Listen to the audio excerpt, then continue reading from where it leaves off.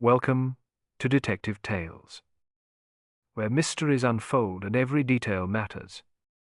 Inspired by the timeless works of Agatha Christie, this channel brings you classic-style detective stories filled with suspense, hidden motives, and unexpected revelations.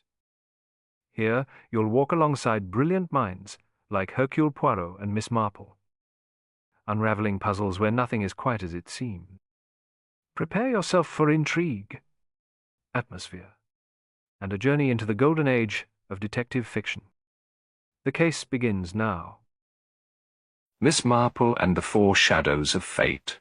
Chapter 1. A Letter in the Post.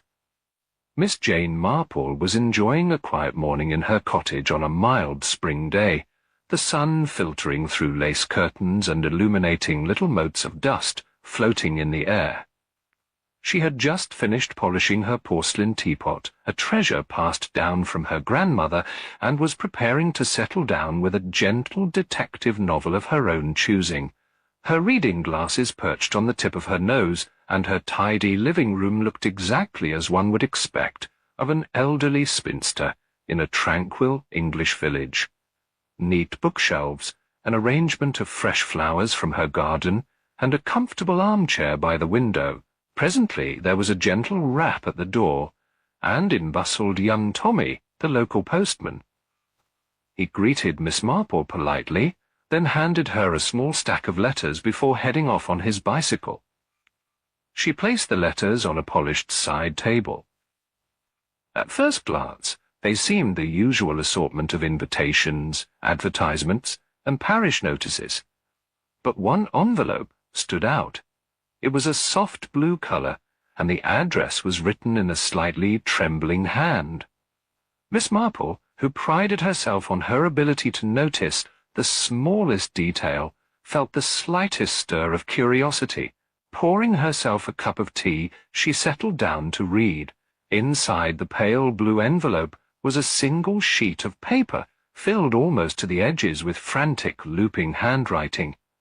The words caught Miss Marple's attention at once. "My sister is innocent. Please help us. She has been accused of murder. She could never have done such a terrible thing." The letter continued, explaining that the writer's sister worked as a maid in a large and imposing house.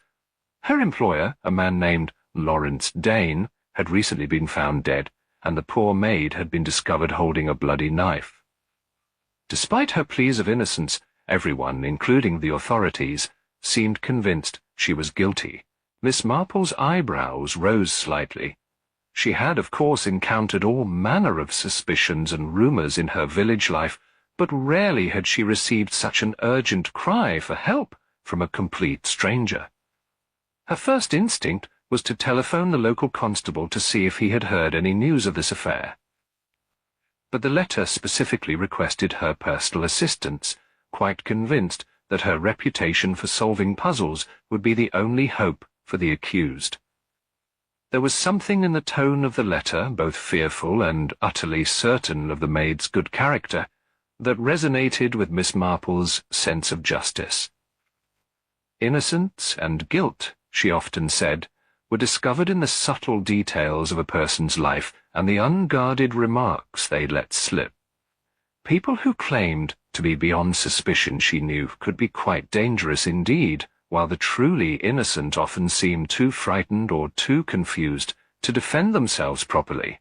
Setting her cup down on the saucer, Miss Marple reread the letter, her sharp eyes lingering on every sentence. She noticed that the writer's name was Ellen Preston, and that she lived in a modest cottage on the outskirts of a neighbouring village. The letter included a brief explanation that poor Mrs. Preston was desperate, and had heard of Miss Marple's knack for seeing the truth where others saw only confusion.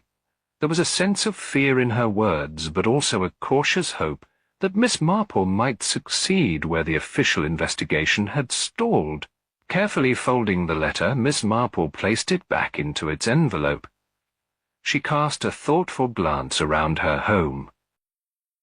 The day had begun so calmly, and yet here was a request that could not be ignored.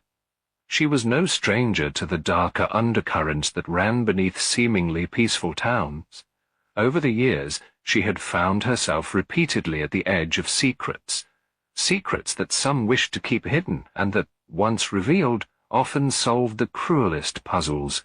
There was always the possibility that this was a simple case of overwhelming evidence against an unfortunate girl. And yet Miss Marple sensed there could be more to the story. After all, a maid found holding a knife did not necessarily mean she had committed murder, especially if she was, by character, as gentle and timid as described. Rising with purposeful resolve, Miss Marple washed her teacup, tidied her knitting basket, and drafted a quick note to the local vicar about her absence from next week's gardening fundraiser. Then she prepared to take a short trip to meet Mrs. Preston in person. If there was a woman in distress and an innocent life at stake, Miss Marple knew she had a responsibility to investigate, discreetly, thoroughly, and with the keen powers of observation she had honed over so many quiet years in her little village. So, setting aside her leisurely day, she donned a warm cardigan, took up her handbag, and stepped out the door, determined to embark on a new journey in search of the truth. Chapter 2. A Tense Confession. Miss Marple rose early the next day and set off for the neighbouring village, a journey that involved 2 changes of bus and a winding country lane walk. The weather was fair, with a pale sun peeping through gentle clouds, and the fresh spring air buoyed her spirits despite the sombre purpose of her trip. She carried with her a small notebook in which she often jotted down observations or stray remarks that, in her experience, could prove invaluable later on. Upon reaching the outskirts of the village, she consulted the directions Mrs. Preston had carefully added to her letter. The cottage, it was said, sat at the end of a narrow lane, just beyond a small duck pond.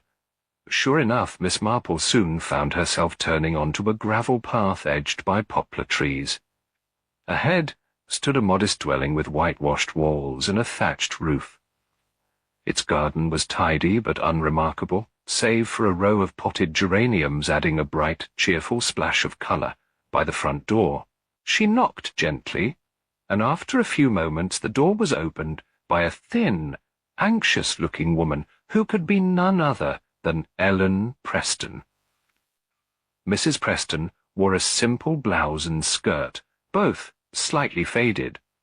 Although she was clearly trying to keep her composure, the lines of worry around her eyes betrayed her inner tension. "Miss Marple?" she asked, in a voice that held a hopeful tremor. "Yes, indeed. I hope I'm not too early," Miss Marple replied kindly. "I wanted to make sure we had plenty of time to talk." Mrs. Preston ushered Miss Marple inside and led her into a small sitting room, sparsely furnished, but warm from a crackling fire in the hearth. A teapot and 2 mismatched cups were set out on a low table.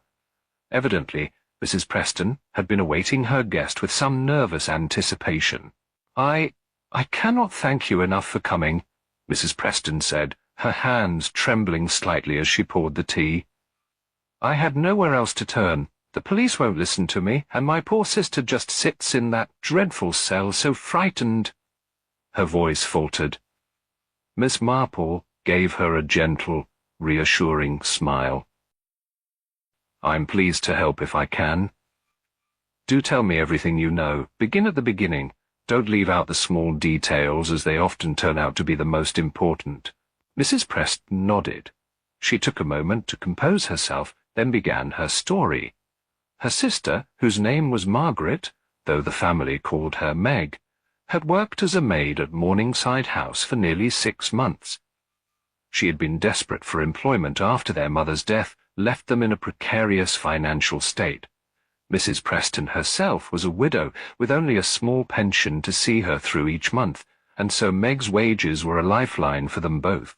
"Meg wrote to me often," Mrs. Preston went on, her gaze drifting to the small window overlooking the front garden. "She liked her job at first, though she mentioned that Mr. Lawrence Dane, her employer, was often in a terrible mood. It seems he found fault with everything. A shadow of concern passed over her face.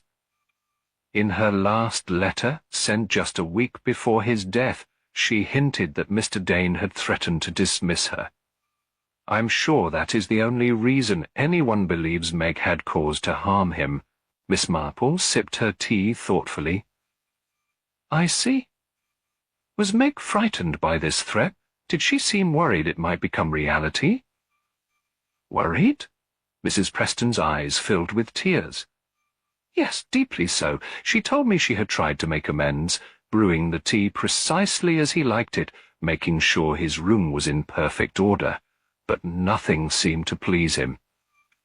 She thought perhaps he was troubled by something else. She felt pity for him, I believe. Miss Marple nodded, slipping a folded handkerchief into Mrs. Preston's hand. It is often the case that people who lash out are in some private distress, she observed gently. But do continue. Mrs. Preston dabbed at her eyes. Then came the awful day when he was found dead. You see, Meg was the one who discovered him, or so they say. He was alone in his study, and she'd gone to bring him a fresh pot of tea. The others heard her scream and rushed in, finding her holding the knife. And from that moment on, everyone seemed convinced it was Meg who killed him. She tried to say she had only picked it up, perhaps to pull it away from him or out of shock. She wasn't even sure herself, but no one believed her. Miss Marple listened intently, her hands folded in her lap. And did your sister mention any quarrels that Mr. Dane had with other members of his household? Mrs. Preston frowned slightly. Only that he was at odds with his wife, but who knows the details. Meg said the mistress of the house sometimes took out her own frustrations on the servants, though she was not unkind as such, just distant, and occasionally sharp-tongued. Meg never spoke about the other residents, except to say they could be tense at times. But you see, she was new to service. She didn't know how families in large houses usually behaved. The fire crackled in the hearth, punctuating Mrs. Preston's words. A light breeze ruffled the curtains, and for a moment both women were silent, lost in thought. Then Miss Marple placed her cup on the saucer with a soft clink, and patted Mrs. Preston's arm. "My dear," she said kindly, "you have given me much to think about. It's a great help, truly. Now I want you to leave it with me. I plan to visit Morningside House myself. It's often best to see the place in person, talk to the members of the household, observe their mannerisms and their stories. In my experience, people will reveal themselves if one listens very carefully." Mrs. Preston looked at her with pure gratitude in her eyes. "Thank you, Miss Marple. Thank you. I don't know how I can ever repay you for your kindness." Miss Marple smiled gently.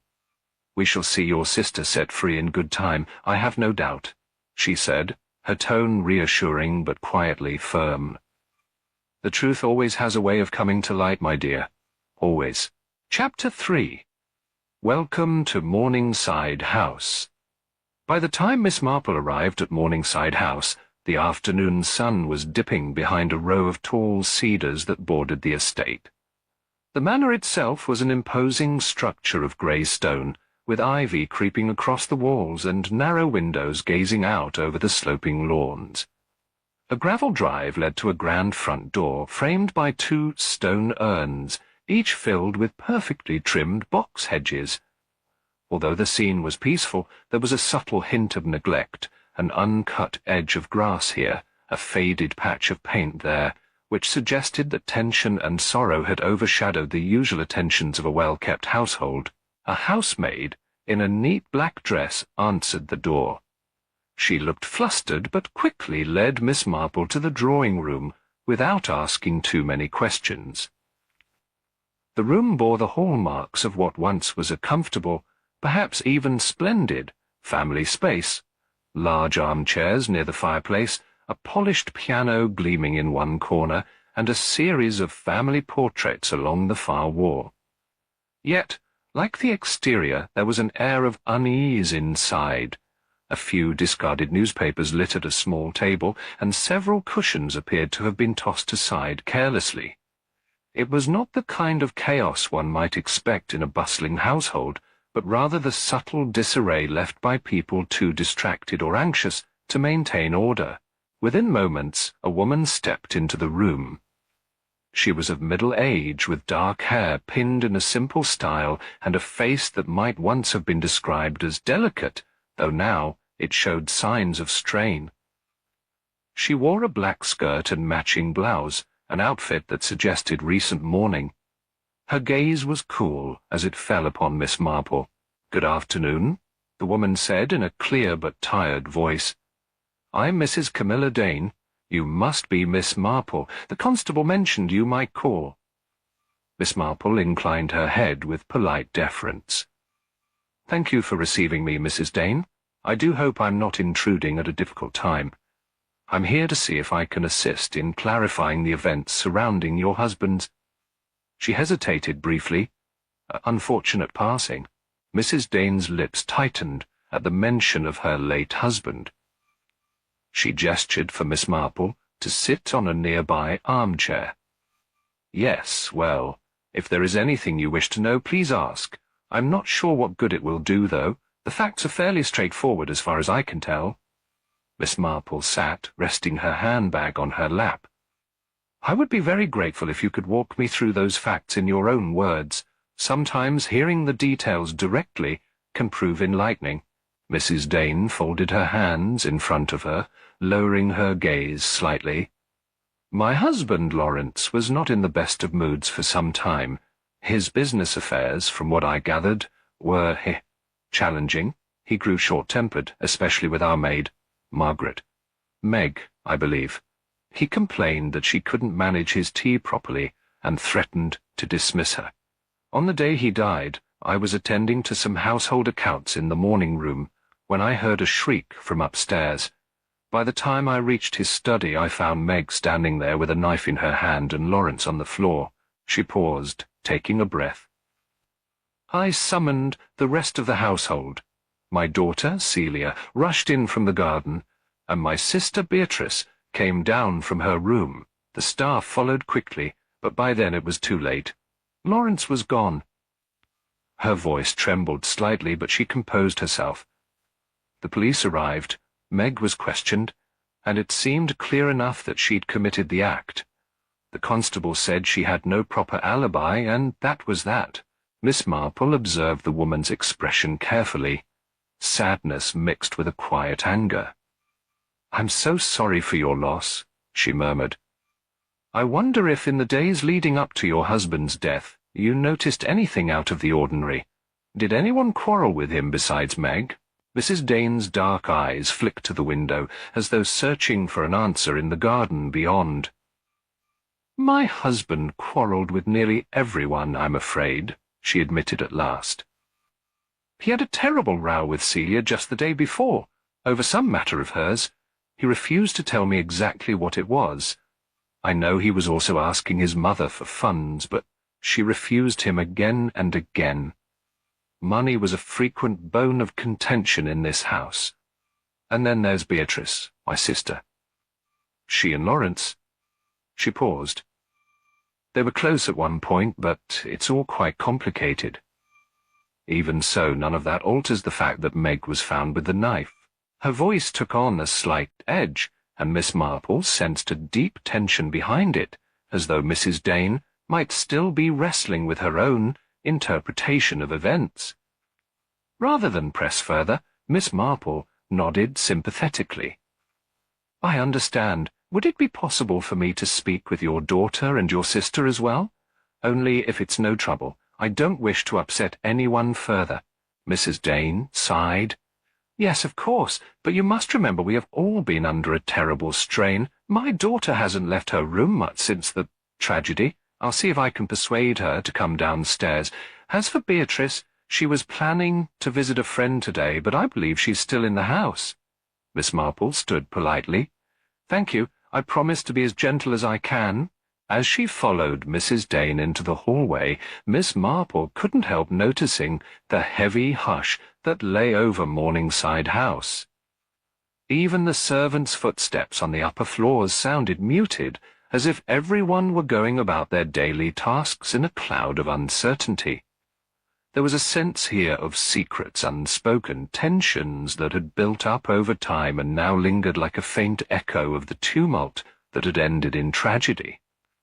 If the truth were to emerge, Miss Marple reflected, it would require careful listening to each slip of the tongue and every hesitating pause in conversation. She clutched her little notebook a bit more firmly, preparing to discover the hidden truth beneath these silent, echoing corridors. Chapter 4. A Mother's Defense. Miss Marple found herself in a dimly lit corridor lined with severe-looking oil portraits. The faces in the paintings seemed to watch her progress with detached interest, as though keen to observe what she would uncover next. At the far end, Mrs. Dane tapped lightly on a wooden door, then pushed it open. "Beatrice," she said, her voice carefully controlled, "Miss Marple is here to speak with you." Miss Beatrice Morgan, the late Mr. Dane's sister-in-law, turned around from where she stood by the window. She was several years younger than Mrs. Dane, with a soft face that might once have been quick to smile. Just now, it wore an expression of barely veiled unhappiness. She managed a polite greeting as Miss Marple entered. "I understand you were close to Mr. Dane," Miss Marple began gently, taking in the tasteful but slightly disordered bedroom. An open suitcase rested on a chair, though it appeared only half-packed. A scarf trailed onto the floor. "Forgive me if my questions seem intrusive, but I'm hoping to gain a clearer picture of recent events." Beatrice settled onto the edge of a small chaise longue, her hands wringing in her lap. "Ask anything you wish," she said, in a subdued voice. "I do want to help. Lawrence and I, well, we spoke often. He was rather unhappy." Mrs. Dane quietly slipped out, shutting the door behind her. Miss Marple had the distinct impression that Camilla Dane was neither eager nor opposed to the conversation, but simply too exhausted to remain. "Left alone," Beatrice sighed and continued. "I know people have been saying awful things," she admitted. "I've heard the whispers about Lawrence and me. We were very fond of each other, it's true. More than we should have been, perhaps. He told me he was thinking of leaving Camilla. I'm not proud of this, Miss Marple, but I can't deny it." Miss Marple, her voice kind, said, "It's never easy, is it, when feelings become tangled? And relationships in a family home can be exceptionally complicated. Tell me, did Mr. Dane give any reason for wanting a divorce, aside from marital unhappiness?" Beatrice's cheeks reddened. He felt that his wife had grown cold, fixated on money and social standing. That was how he saw it anyway. I'm sure Camilla had her own story. I suppose that's why he asked his mother for funds so frequently, to keep the business afloat and to maintain the image Camilla insisted upon. She paused, lowering her eyes. "That's what he told me, at least. I can't say for sure if it's the truth, or merely what he wished me to believe." Miss Marple nodded, making a small note on the blank page of her pocket diary. "Were you aware that Mr. Dane's mother, Mrs. Euphemia Dane, had refused her son further assistance?" Beatrice let out a humorless laugh. "Oh, yes, he raged about it more than once. He called her stubborn, unfeeling. She said he was reckless and ungrateful. My sympathies lay with neither side, to be honest. I hated to see them quarrel so bitterly." She paused, taking a breath that shook slightly. On the day of his death, Lawrence looked, well, I suppose desperate is the best word. I wanted to speak with him to calm him, but we argued instead. He accused me of pressuring him to leave Camilla immediately. I only asked him for some sign of commitment or reassurance that I wasn't making a terrible mistake. He stormed off to his study. That was the last I saw of him alive. Miss Marple patted Beatrice's arm, gently. Thank you, my dear. You've been very helpful. She rose, meaning to leave, but paused at the sight of the half-packed suitcase. Are you thinking of going away? Beatrice's gaze followed hers, and a brief flicker of confusion crossed her face. I was intending to stay with a friend in London, but after all this, I haven't quite had the nerve to depart. It seems disloyal somehow, rushing off. Besides, the police might need more statements from me. Miss Marple murmured agreement, then offered a sympathetic smile and took her leave. She made her way downstairs to the parlour, where she had been told Mrs. Euphemia Dane would receive her. The matriarch was seated in a stately armchair by the window, her silver hair pinned neatly back, and a cane resting against the arm. She was a woman of stern composure, her back ramrod straight. The lines on her face hinted at years of determination, and perhaps more than a little pride. You are the investigator of sorts? She asked, her tone crisp. Miss Marple inclined her head. I only wish to help clarify matters, dear lady. I understand Lawrence, your son, had been asking you for funds. Euphemia sniffed. If he'd run his business responsibly, he wouldn't have needed them. Lawrence always believed I was a bottomless source of money, but a woman must think of her future, her independence, particularly a widow of my age. Miss Marple offered a small, polite smile. I see. Was he particularly distressed about your refusal? Of course. Her response was immediate, but her gaze slid momentarily to the window. He complained and made a scene, as he often did. Yet I would never harm him. That is what some people are whispering, isn't it? That I engineered this horrible tragedy. The older woman's voice shook briefly, but she steadied herself. Number, I may have refused him money, but I am not a murderer. I told the police as much. I do not even own a knife, let alone know how to plan such a thing. Miss Marple nodded understandingly. Families are often more complex than they appear, though. Might I ask, did you notice any particular tension in the household besides Lawrence's financial troubles? Perhaps something involving his wife or daughter? Euphemia pressed her thin lips together. Camilla and Lawrence were never as happy as they pretended. And Celia, my granddaughter, she's been pale and quiet these past months. She argued with Lawrence only the day before his death. I overheard raised voices, something about marriage, foolish nonsense if you ask me, but I never thought it would come to this. Miss Marple studied her face, filled with a controlled pain. Euphemia abruptly stood, leaning on her cane for balance. I can't bear to speak more of this, she said firmly. Please excuse me. With that, she swept from the room, leaving Miss Marple alone in the silence of the parlour. A grandfather clock ticked methodically in the corner, each beat echoing in the hush that fell once Euphemia departed. Slowly, Miss Marple settled into a nearby chair, reviewing all that she had heard. Everyone in this household seemed to have a motive, or at least a cause for tension, an affair, financial worries, family disagreements. And yet Meg, the maid, was the one police had chosen as their suspect, found with the knife in hand. Miss Marple gently tapped her pencil against her notebook. There were too many unanswered questions for her to draw any solid conclusions yet. In that moment of contemplation, she resolved to speak next to Celia. The daughter might offer insight into what truly happened behind the manor's closed doors, and how it all culminated in Lawrence Dane's untimely end. Chapter 5. A hint of scandal. Miss Marple found Celia Dane in a small sitting room on the second floor of Morningside House, a quiet space that overlooked a sloping lawn and a wildflower garden. The late afternoon light slanted through the window, illuminating a girl who looked far younger than her 20 years. Celia's hair was pulled back in a simple ponytail, her eyes rimmed with a faint redness that hinted at tears shed in private. "May I sit with you for a moment, my dear?" Miss Marple asked softly, entering the room with gentle steps. Celia nodded, folding her hands over the skirt of her pale blue dress.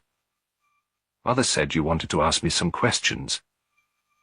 Her voice was measured, guarded even, as though she had already practiced replies to anticipated accusations. "Yes," Miss Marple replied. "But please believe me, I only wish to help." She settled on a cushioned chair opposite Celia, clasping her handbag in her lap. After a moment's study of the girl's pinched expression, Miss Marple began, "It must have been a dreadful shock. Your father's death. I'm so very sorry for your loss." Celia swallowed visibly. "Thank you. It's been awful. I keep thinking he'll walk through the door, ready to scold me for something or other." A fragile smile touched her lips, then vanished. Miss Marple waited a respectful beat before pressing on. "I understand you and your father quarrelled not long before he died. Your grandmother mentioned voices raised, and your mother confirmed the same." The girl's eyes flickered with alarm. "Did they? I'm not surprised. The walls in this house seem to carry every whisper." She drew in a trembling breath. "Yes, we argued. I told father I was in love with a young man from the village. He forbade me to see him, saying I was too young to decide on marriage, that I had responsibilities at home, and I told him I was pregnant. It just slipped out. I wanted him to understand that I was serious, that this wasn't a schoolgirl's fancy." Miss Marple's expression remained calm, though she felt a sympathetic twinge. "That must have been a difficult moment for you both," she murmured gently. Celia stared down at her hands, where her fingers worried a thin ribbon tied at her wrist. "He was livid, ordered me to leave his study, saying he'd never give his blessing. I was so angry, I might have said hateful things. Then I stormed away and went straight to my room. The next time I saw him," her voice cracked, "he was dead. I can't describe how it felt." As silence settled, Miss Marple reached over to give Celia's hand a reassuring pat. "I'm sure it was a terrible shock. Do you recall hearing anything unusual after you left the study? Any raised voices or perhaps a sudden cry?" Celia hesitated. "I heard the front door slam some time later. I think it was Aunt Beatrice leaving the house. Then a while after that I was in the hallway near my bedroom, and I heard footsteps rushing up the stairs. It must have been Mother. That's when she shouted for everyone to come. She'd found Father." Her voice dropped to a whisper. "I'm sure you've heard the rest." "Yes," Miss Marple acknowledged. "But I'm curious, did you ever see your father quarrel with Meg, the maid?" "I've been told he was displeased with her." Celia's face clouded with uncertainty. "Well, father was often impatient, but Meg was a sweet girl, always eager to please. He used to say her tea was too weak or too strong. Little complaints like that. It seemed petty to me, but father was under dreadful pressure, I suppose." Miss Marple leaned forward slightly. "Do you think Meg could have harboured any resentment?" "Enough to harm your father." A flicker of hurt registered in Celia's eyes. "No, she was timid, practically frightened of her own shadow. I can't believe she'd hurt anyone, least of all father. She didn't have the gumption for murder." Miss Marple gave a small, thoughtful nod. "Thank you, my dear, for telling me all this. It can't be easy, especially when everything is so raw." Celia exhaled shakily. "I just wish it had never happened. Everyone here seems to be turning on one another. Aunt Beatrice and Grandmother keep accusing each other in hushed tones, though they're polite to each other's faces. Mother has locked herself away most nights, crying. The atmosphere is unbearable. Understanding the family's pain, Miss Marple rose slowly. I won't trouble you further. If you think of anything else, even something small, please come find me. Sometimes the tiniest detail can help set things right. Celia stood, managing a wan smile. I will. Thank you, Miss Marple. She walked Miss Marple to the door, her footsteps echoing in the quiet corridor. As Miss Marple made her way downstairs, a swirl of questions filled her thoughts. Celia's pregnancy and her father's rage added another thread to the tangled tapestry of motives and misgivings within Morningside House. Who might have turned that anger into lethal intent? Or could it be that the maid was simply in the wrong place, at the wrong time? Reaching the ground floor, Miss Marple stepped into the hallway, where the hush of the house seemed suddenly more profound. Determined to find the truth, she tightened her grip on her handbag and resolved to search every corner of this old manor, physical and emotional, until the full story of Lawrence Dane's death was laid bare. Chapter 6. Secrets of a Daughter. Miss Marple awoke the next morning with renewed determination. She had hardly slept, for her mind had been busy sifting through every conversation, every small detail gleaned from the previous day. Though she kept returning to the same question, was Meg truly guilty of such a violent act? She could not reconcile that thought with the gentle, timid personality described by both Mrs. Preston and Celia. Surely a deeper truth lay hidden within Morningside House. After breakfast, Miss Marple ventured down a long corridor leading to Mr. Dane's study. She felt a slight chill in the air as she opened the door. The curtains remained partially drawn, allowing only a hazy light to filter across the once stately room. A large mahogany desk dominated the space. Dark bookcases lined the walls, filled with volumes that still carried a faint smell of old leather and dust. Stepping inside, she was struck by a sense of disarray. A few books had been pulled from the shelves and left on a side table, and a stack of papers lay abandoned on the desk. It was as though someone had been searching for something, or else had fled mid-task. She made her way to the papers, discovering a mixture of business invoices and letters addressed to Lawrence Dane. Most were polite inquiries about his failing business, but the tone in some suggested desperation on Mr. Dane's part, requests for extensions, reminders of overdue debts. Kneeling beside the desk, Miss Marple tested each drawer, finding most of them unlocked and filled with the usual detritus of everyday office life, pens, sealing wax, and random receipts. Only the bottom drawer was locked. She tugged gently on the handle. It did not budge. Her curiosity kindled. She wondered whether the key might be hidden somewhere in the study. Miss Marple rose and began a systematic search.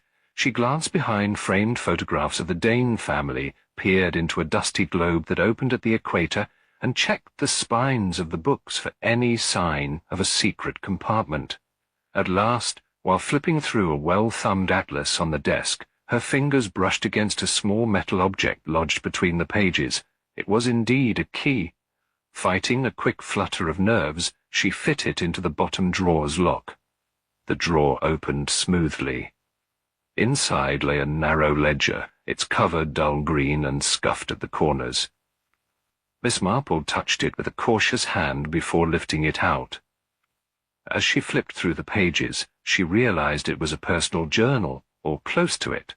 Many entries focused on money matters, lists of debts, the occasional victory of a contract gained, and the many worries that filled the margins. Yet, as she scanned the final entries, the tone shifted.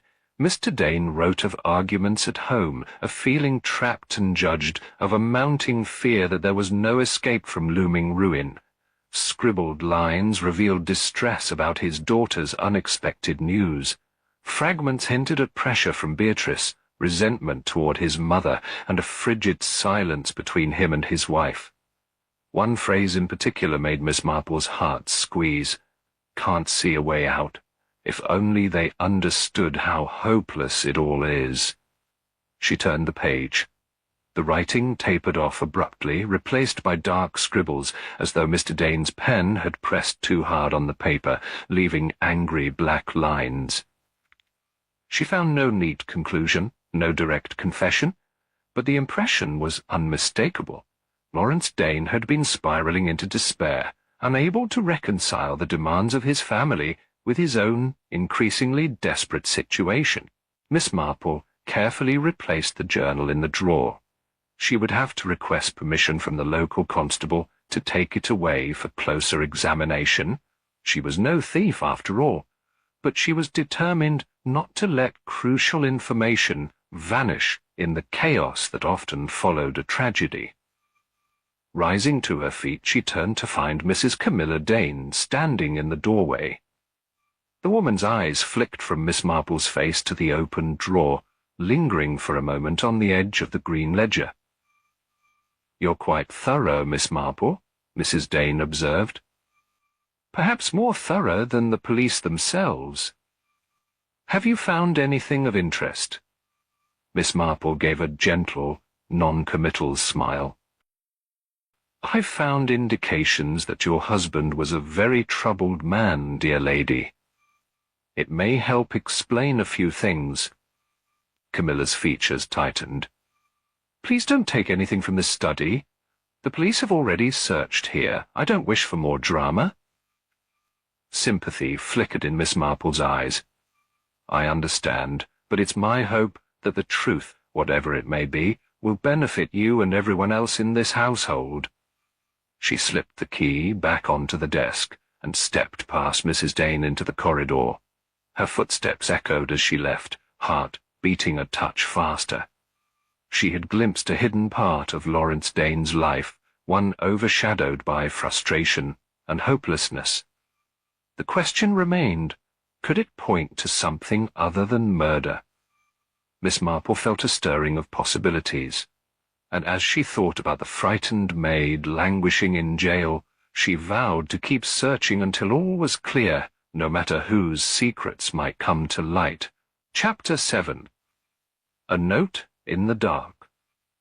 Miss Marple stood for a moment in the corridor after her encounter with Mrs. Camilla Dane, composing herself. She sensed that what she had read in the hidden ledger might well alter her understanding of the case.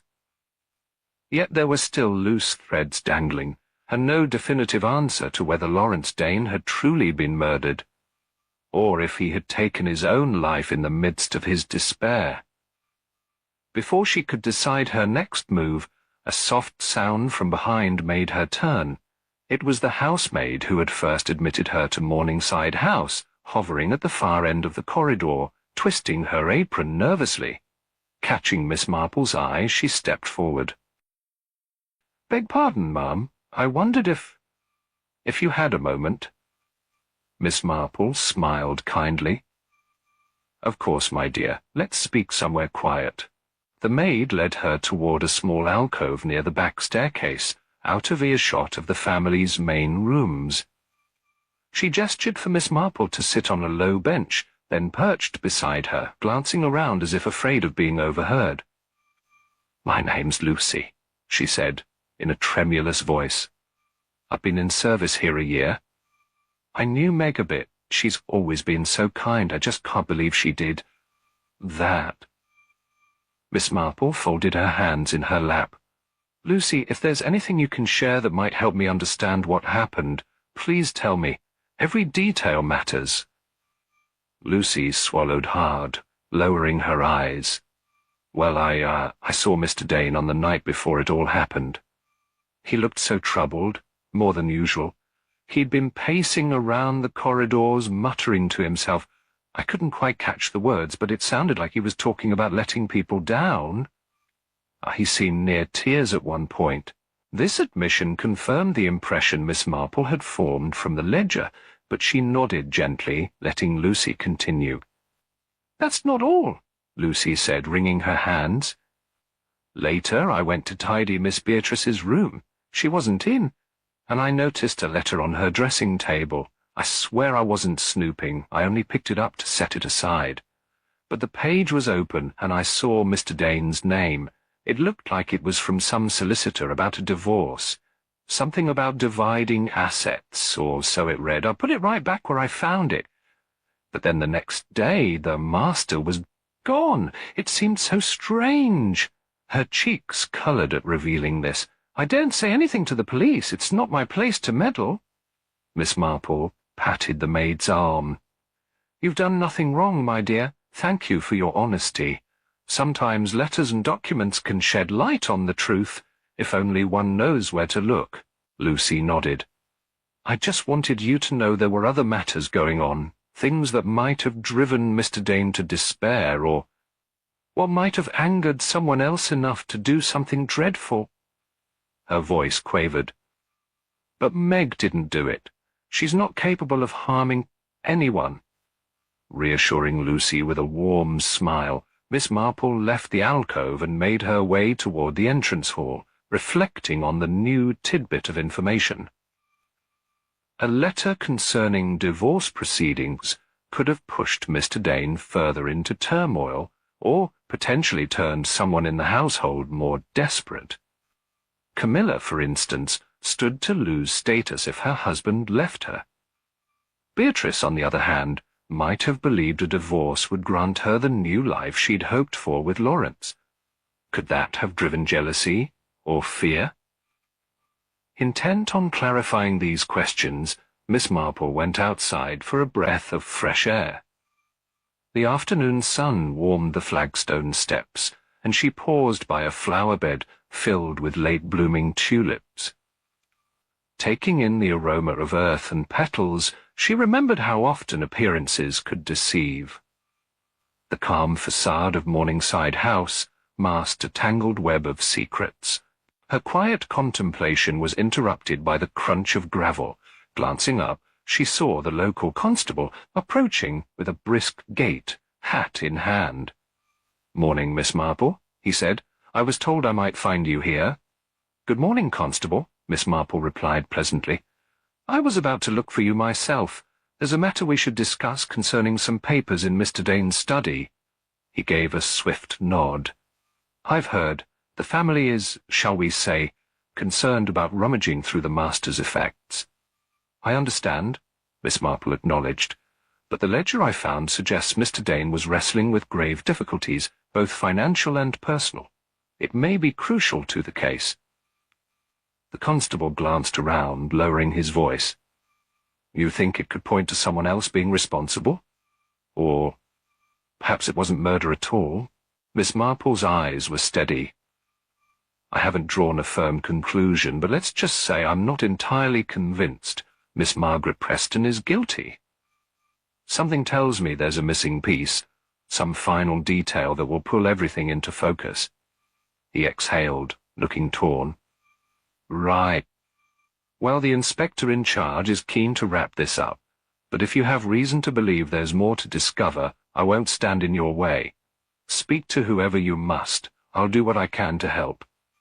Miss Marple thanked him, inwardly resolving to speak again to Beatrice Morgan, perhaps also to Mrs. Dane, and to find that letter Lucy mentioned, if possible.